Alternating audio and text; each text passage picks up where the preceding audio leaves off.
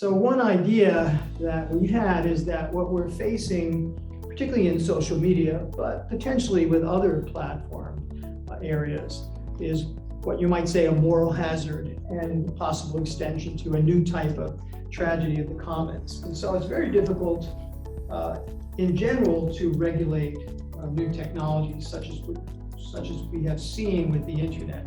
So an alternative has really been self-regulation by companies under specific conditions.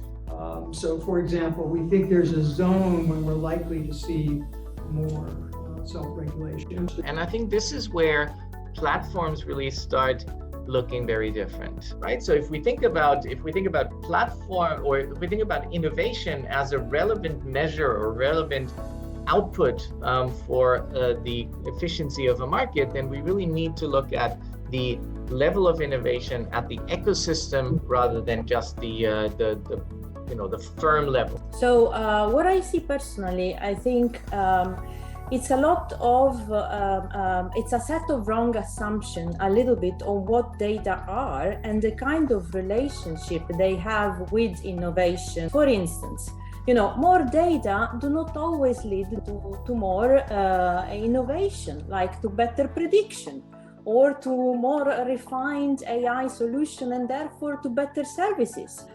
Without aggregation of data and without aggregation of different sources of data, it's very difficult to build, innovation and learning.